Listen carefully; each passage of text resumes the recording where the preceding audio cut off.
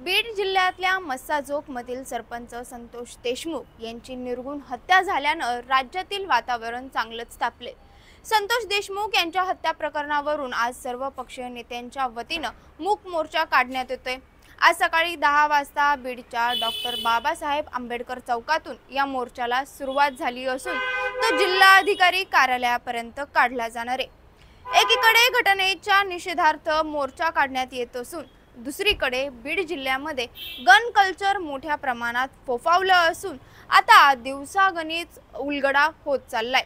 सामाजिक कार्यकर्त्या अंजली दमानिया यांनी गेल्या काही दिवसांपासून बीडमध्ये सुरू असलेलं गन कल्चर समोर आणताना परवानाधारक नसतानाही बेधडकपणे बंदुकीनं सोशल मीडियावर दहशत पसरवणाऱ्या लोकांचा पर्दाफाश करतायत। बीडमध्ये पावसाची वणवा असताना बंदुकीतून मात्र जोरदार हवा निघते। त्यामुळे बीड जिल्ह्यातल्या या गन कल्चरची माहिती आता आपण या व्हिडिओमधून घेणार आहोत। नमस्कार, मी शिवानी लकडे, आपण पाहत आहात पॉलिटिकल महाराष्ट्र। संतोष देशमुख यांच्या हत्या प्रकरणानंतर बीड जिल्ह्यात देण्यात आलेल्या शस्त्र परवान्याचा मुद्दा समोर आलाय। बीडचा बिहार होतोय का असं देखील सर्व स्तरावरून बोललं जाते। अशातच अंजली दमानिया या सतत सोशल मीडियावर ज्यांच्याकडे बंदूकधारक परवाना नाहीये अशांचे व्हिडिओ आणि फोटो पोस्ट करत असतात, ज्यात कैलास फड आणि त्यांचा मुलगा निखिल फड यांचं प्रकरण चांगलंच चर्चेत आलं होतं। त्यानंतर कैलास फड याला अटकही झाली, मात्र नुकताच त्याला जामीनही मंजूर झालाय।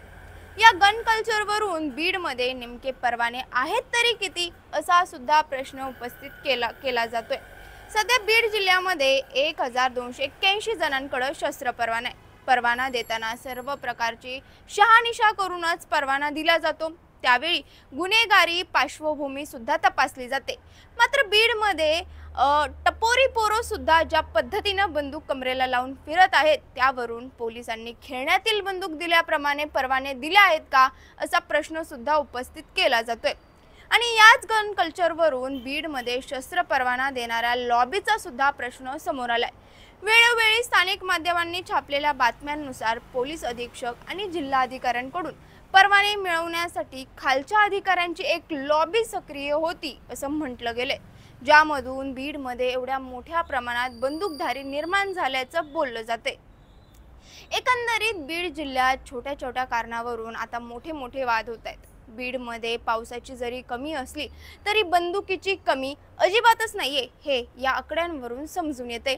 ज्यांच्याकडे परवाने नाहीयेत असे सुद्धा कमरेला बंदूक लावून फिरतायत।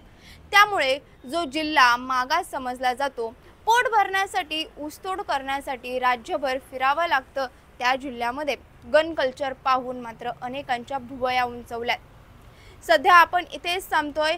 या बीड जिल्ह्यातल्या गन कल्चरवर तुम्हाला काय वाटतं हे आम्हाला कमेंट करून नक्की सांगा।